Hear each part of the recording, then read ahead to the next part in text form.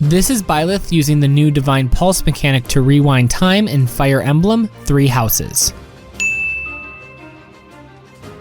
I gotta tell you guys, this feature was something that I think the series really needed. It manages to solve and outright annihilate some fundamental problems found in previous Fire Emblem titles, and its addition as a whole makes 3 Houses a more well-designed game. Despite this, Nintendo and Intelligent Systems still managed to miss the mark on some key parts of the mechanic's design.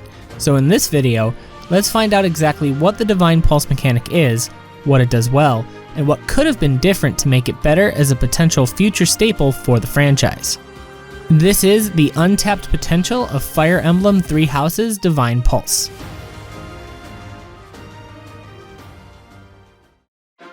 Forgive me everyone, but it's not even 2 minutes into the video and I've already lied to you when I said the Divine Pulse is a brand new mechanic.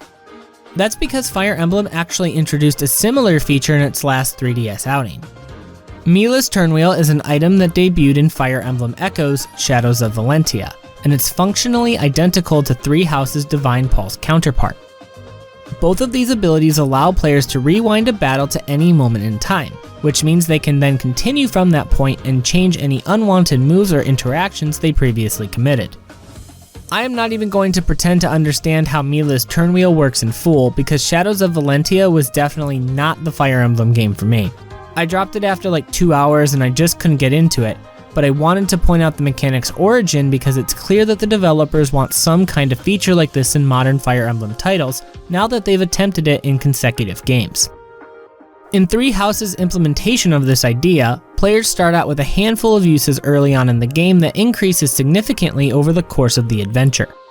The game does a nice job of introducing the Divine Pulse mechanic to players in a way that makes sense within the storyline, and it's a nice method of giving Byleth some desperately needed depth without making the mechanic feel forced. The ability to undo and redo turns during the player phase of combat is cool because it allows players to make a couple of mistakes during a chapter without being overly penalized for committing them. Most of the time, players are going to use a Divine Pulse to undo a move that resulted in a unit dying because that's the most costly outcome they could encounter on the battlefield. Well, unless that unit is Caspar, because in the grand scheme of deciding to save him at the cost of a single use of a constantly replenishable source of do-overs that resets after every battle, let's just say that I'll come visit his grave at the Garrick Mock Cemetery when the battle finishes. Thoughts and condolences go out to the von Bergliez family in the Adrestian territory for the loss of their son. But hey, even they have to know deep down that their boy is the worst unit in the game, right? Seriously, who would ever use this character willingly? Anyways, regardless of how a unit perishes, it's nice that the Divine Pulse mechanic allows players a chance to save them within a chapter instead of requiring the entire thing to be restarted to avoid unwanted deaths. It's almost like it's a nice hybrid approach between the game's casual and classic mode that can reduce potential time sinks found in pretty much every previous Fire Emblem game. This is especially true regarding a death happening at the very end of a chapter, and I appreciate a feature like this because older Fire Emblem games have put me in that nightmare scenario of having a unit get KO'd by some late chapter luck, which resulted in a complete chapter restart. You know, now that I mentioned some late chapter luck, there was this one time. You guys remember Lute from Sacred Stones, right? She's not my favorite mage ever, but she's always been a staple on my Sacred Stones teams whenever I do a playthrough of that game. I'm definitely someone who does not like to let units meet an untimely death during any Fire Emblem run, and if they do, you can bet that I'll be resetting a chapter to save them.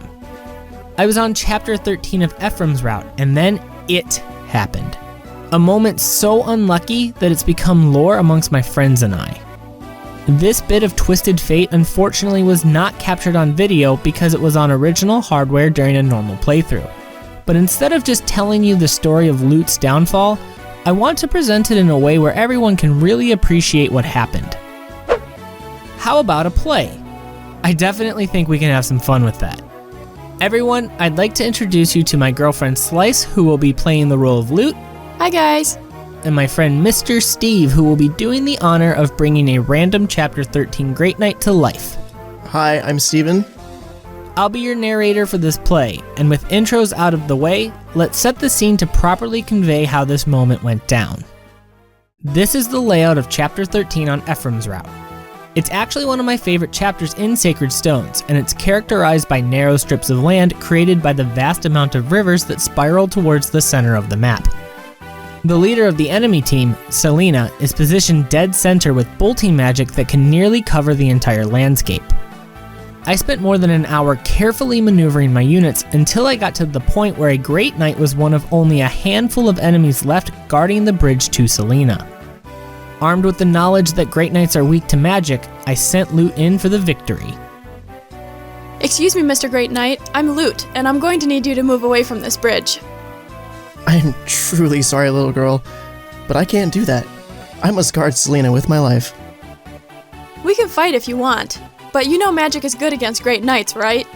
I might sauce you up if we go through with this. You know, I get that, but I'm not gonna lie. I'm feeling pretty confident with my trusty hand axe here. Couldn't tell you why though. It was at this moment that the two armies were at an unsolvable impasse. As the battle started, Lute was at a significant advantage.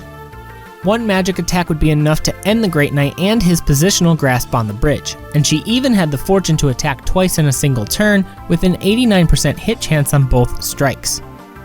However, the Great Knight did have one glimmer of hope should fate intervene, a 7% hit chance on a counterattack that would inflict near lethal damage on Lute.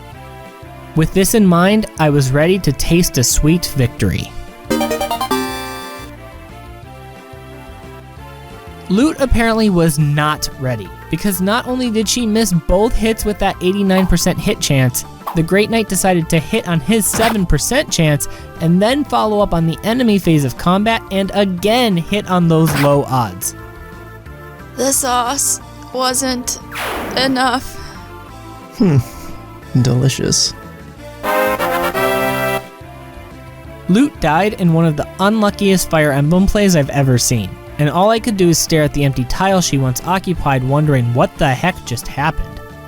When reality finally settled in, I knew it was time to restart the chapter and do everything over again to save her.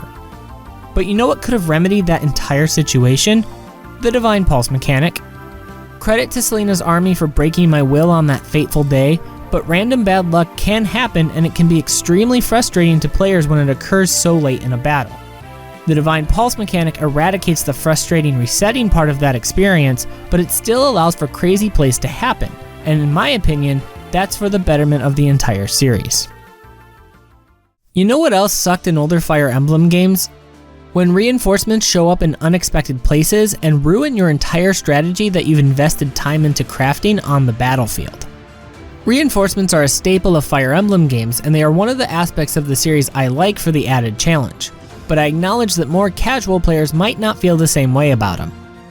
Reinforcements can sometimes be harsh difficulty spikes upon their arrival, but as you can probably guess, the Divine Pulse mechanic is a nice compromise in this situation. Later chapters in 3 Houses can have some brutal enemy reinforcements, especially if you're on maddening difficulty, but the game can do this because the developers have given players a tool to account for their arrival.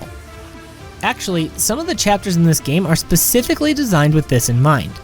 Bernadetta and Petra's paralogue for the Black Eagles route immediately sticks out as one that took this into account.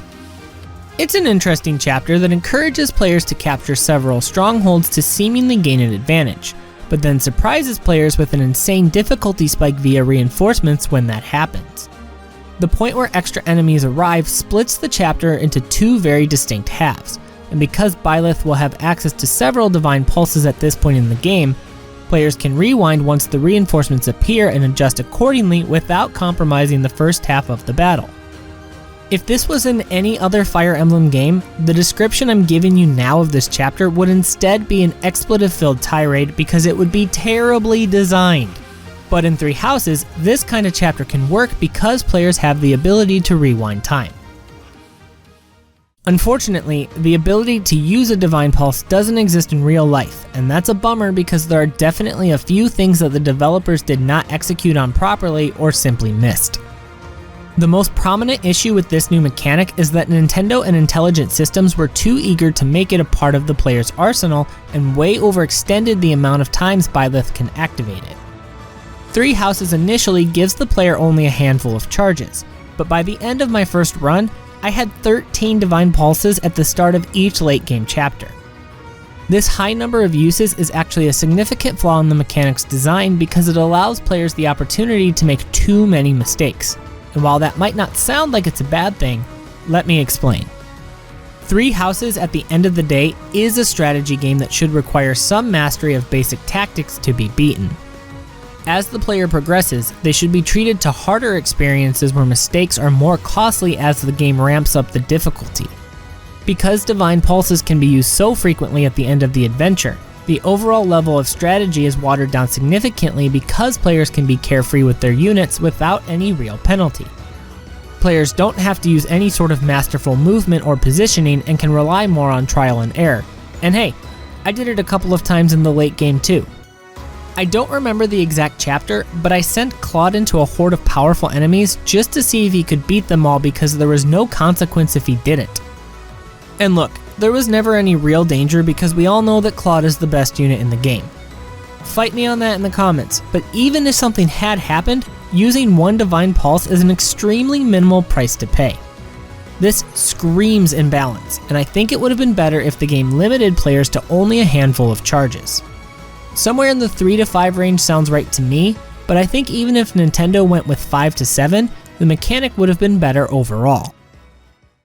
Another questionable aspect of Divine Pulses is the way that 3 Houses handles the same interaction before and after one is used. Any outcome that occurs before a Divine Pulse is used will always remain the same after one is used if the player does the exact same interaction. That sounds a bit confusing on the surface, so let's illustrate what I mean with an example. This is my homegirl Petra attacking an enemy and landing a critical hit, even though she only had a certain % chance of doing so. If I use a Divine Pulse and attack the same enemy with the same method, she crits again. But it's not because I got lucky and rolled another crit. It's actually because the game keeps the result of the first interaction after a Divine Pulse has been used, instead of redoing any battle calculations. This means that the outcome of all successful attacks, misses, criticals, ability activations, and level ups will always play out the same way before and after the use of a Divine Pulse. And hey, I get why Nintendo went this route because the mechanic's introduction in the story is to allow Byleth to know the future and avoid negative outcomes. But I can't express how strongly I feel this was the wrong decision. Knowing the outcome of an interaction means that the Divine Pulse is an exceptionally rewarding move with literally 0 risk involved, which kinda goes against the whole design of Fire Emblem when you think about it. Take this scenario for example. A player just defeated a wave of enemies placed near the boss and can only use a unit or 2 in the current turn to attack him. One of the units attacks with a decently high chance to kill the boss but misses and instead dies, causing the player to rewind time. If the game were to re-roll the battle calculations, players could take a chance attacking the boss again and they might secure the victory. But no, 3 Houses won't let us have that chance because that unit will always miss and die every single time unless something changes with the condition of the fight. I don't like this because it means that the Divine Pulse mechanic isn't reaching its full potential as a strategic maneuver, and it's instead being relegated to being a magic eraser that undoes negative outcomes. The static output bothers me even more when it comes to level ups remaining the same after a Divine Pulse has been used. Don't get me wrong. There's an easy argument to make that allowing players to retry chances at level ups allows them to make super units, but I think that falls apart quickly for one reason. If players are using Divine Pulses to try and get optimal level ups, that means they are not using them to fix any previously made mistakes. That scenario can only happen if their tactics were good enough to afford them spare Divine Pulses. So in this context, allowing them to have more chances at better level ups means they are actively being rewarded. This would have completely balanced the risk-reward issue mentioned earlier, and I think it's a real missed opportunity of the mechanic. Even though level ups can't be changed, I still got the most mileage out of my Divine Pulses by manipulating them. If a character got a level up I wasn't satisfied with, I would just use a charge to undo it and then shelve that character until the next chapter where I'd get more chances. Or that's probably just me being a maniac playing Fire Emblem. Who knows? Overall, the Divine Pulse mechanic is a much needed feature in Fire Emblem 3 Houses.